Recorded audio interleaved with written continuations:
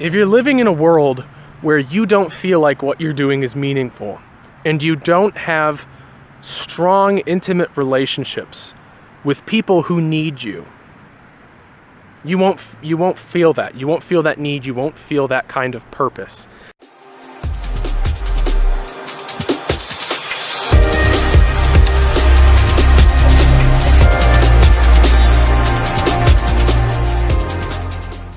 What's going on, everybody? I'm just out here at my local park here on the Circle, and I want to have an honest discussion with you guys about depression and masculinity. Now, I don't draw hard lines between masculinity and femininity, first off. I'm not even sure if you can cleanly cut the human psyche into two halves like that. There are clear patterns of difference, and there are very clear trends between the behaviors and the thought processes of men and women. You can really dig into the psychological research and see certain things that are clear as daylight. But I think a lot of other things are very gray. There's a very large gray area between men and women, and to think that it's just black and white would be foolish. However, I do want to talk about depression today in a way that I think will more strongly and more commonly resonate with men. And that is the feeling that there is a lack of purpose. So I think Dr. Jordan Peterson says it best. If you're not familiar with him, I really recommend checking him out. Lately, he's been demonized by certain political factions, but if you've seen that, just ignore it. The man is very powerful, very intelligent. I think he's very fair, and if you have previously held judgments against him, I really recommend putting those aside and just listening to him for once. But he says it best, and he says that man's greatest purpose is to find the largest possible burden he can bear, and then bear it. I think that's incredibly powerful. The problem that I think a lot of men have these days, especially millennial men, because most of us are in our 20s now, and we're reaching the point where we are adults.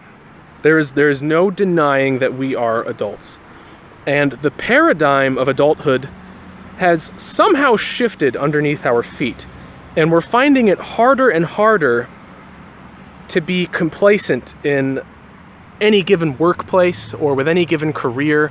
And we're finding it harder and harder to build meaningful relationships. Now, there's a million different people who will tell you that is because of a million different things, right? It's because of video games, it's because of social media, it's because of television, it's because of texting and not talking to people. The older generations have enough juvenoia to share with the rest of the world. So take everything that they say with a grain of salt. But as a millennial myself, I can't tell you why it's happened, but I think we've lost sight of the things that give us purpose, the things that really have a deep psychological meaning to men. Now, I'm a father. I have a daughter who's going to be 2 next summer, and I have another daughter who's going to be born about 6 months from now. So I have a family. I've been with my wife since mid-high school, although I've been friends with her since we were about 4 years old. So I don't think I have a lack of relationships. I don't have a lack of family.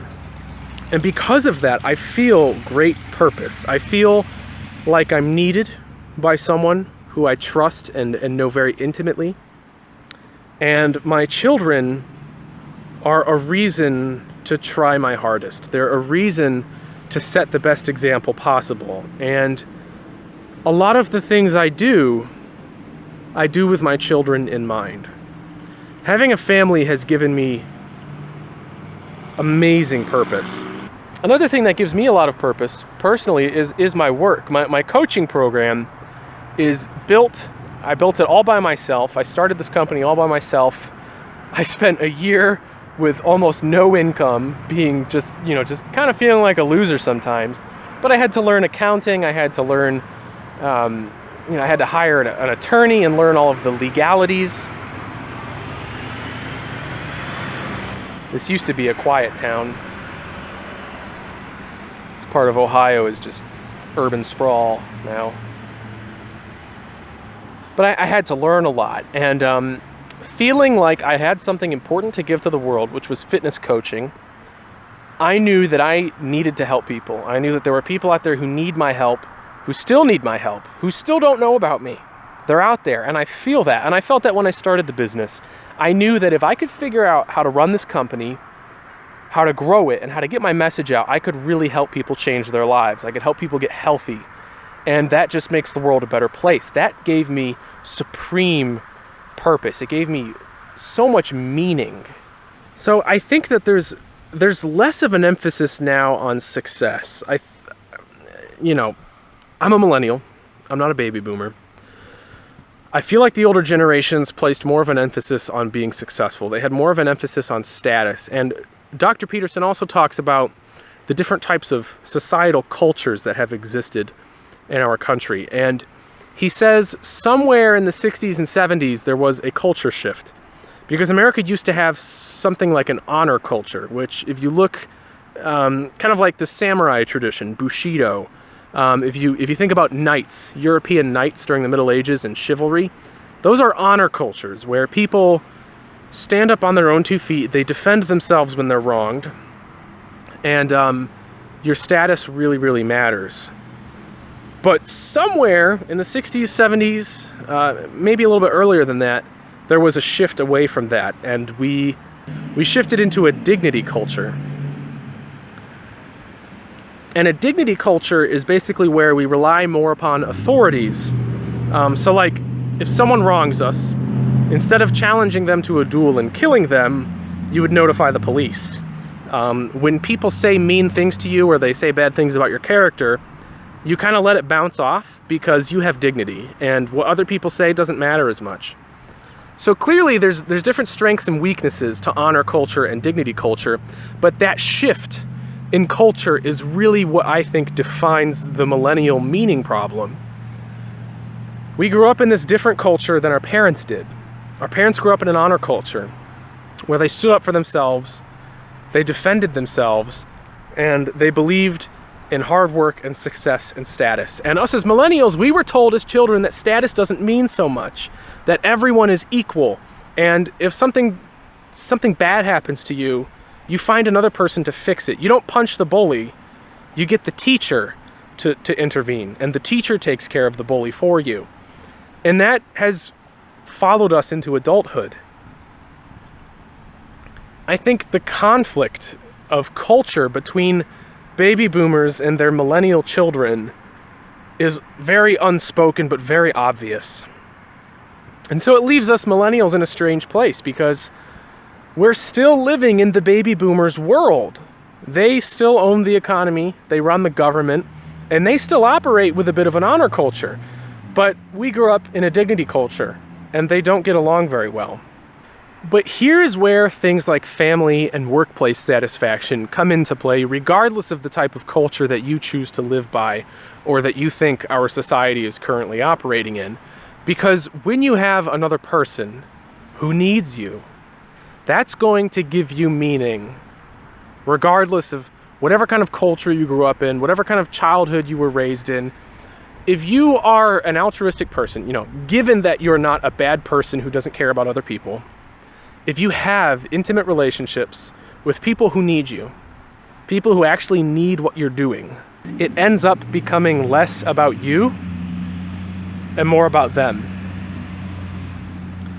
Tony Robbins, another amazing person who has great content, he always says that you will feel the most meaning in life and the most joy in life when you put others first. And I know he's not the first person to say it, and he won't be the last person to say it. And he may have not said it exactly like that, but the point remains the same. When you put other people first, you stop thinking about yourself. You stop thinking about the hard decisions you had to make. You stop thinking about how difficult your childhood may have been, or the bullies who were bad to you when you were younger. You stop thinking about your problems and you start thinking about other people's problems and how you can be a solution. It changes everything.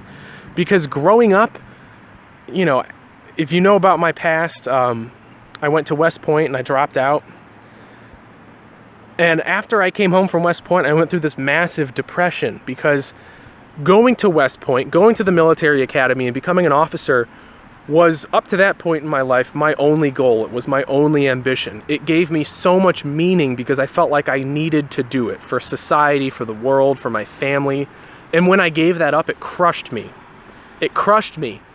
And the story I was telling myself during that dark period was that it was my fault. It was my decisions. It was my actions that led to that point. And, you know, things were ruined because of me. But now that I have a family, and I have my own company, and I'm taking care of clients, and I'm helping people change their lives, and I have to set an example for my children, it's no longer about me, it's about them. My past doesn't matter because the actions that I'm taking right now to help the people who need me and to help my loved ones is more important than my past decisions. If you're living in a world where you don't feel like what you're doing is meaningful, and you don't have strong, intimate relationships with people who need you, you won't feel that. You won't feel that need. You won't feel that kind of purpose. I think that kind of purpose is a very masculine energy, and I think men need to feel needed. It's so important for men to feel needed, and we've been conditioned our whole lives to not talk about our feelings, to not talk about our emotions and our needs, and to just put other people first. And for the longest time that worked because of the honor culture. You took care of yourself, you stood up for yourself, you did what you needed to do, and no one judged you for it. With this dignity culture that we grew up in, it's different because you have to ask for the things you want, and men don't like to ask for things. Men don't like to talk about what they need, and so they've been left behind.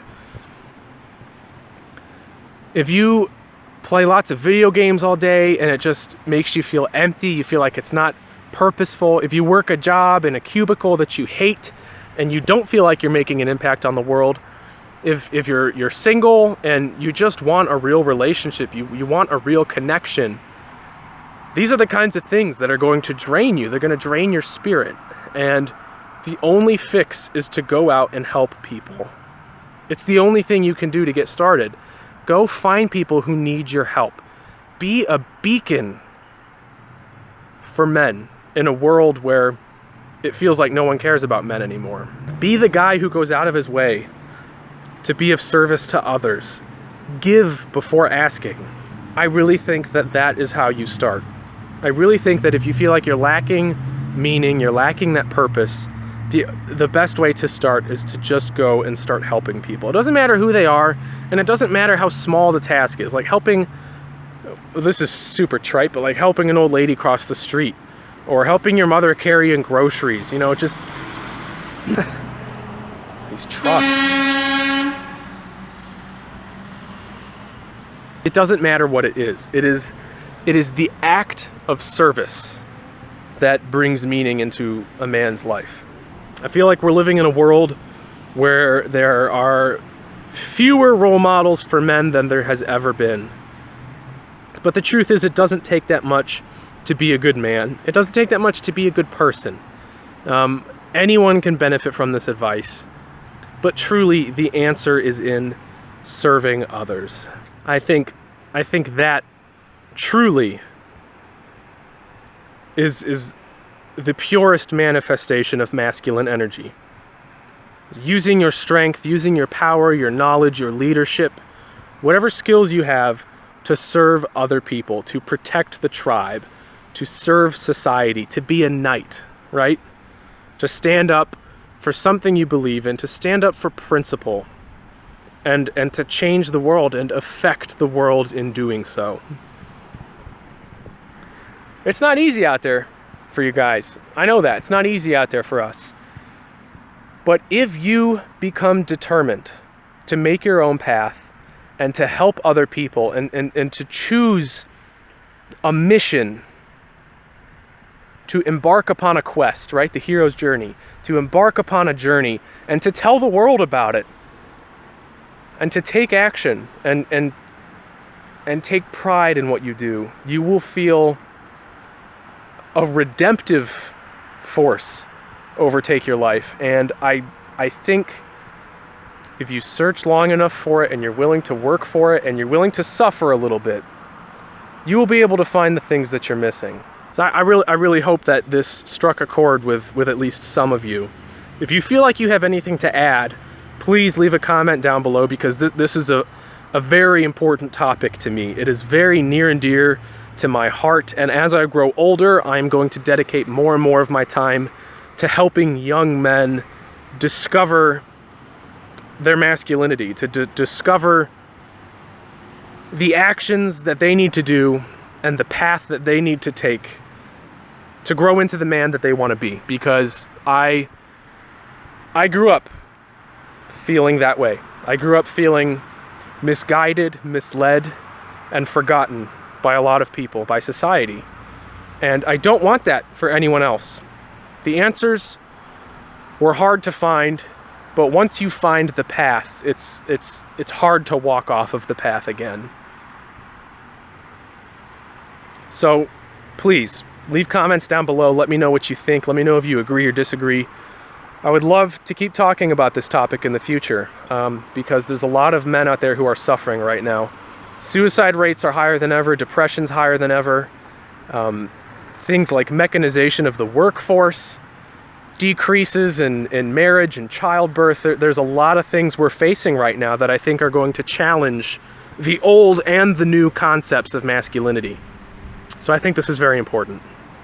I hope you took something from it. But as always, I will talk to you in the next video. Train lively.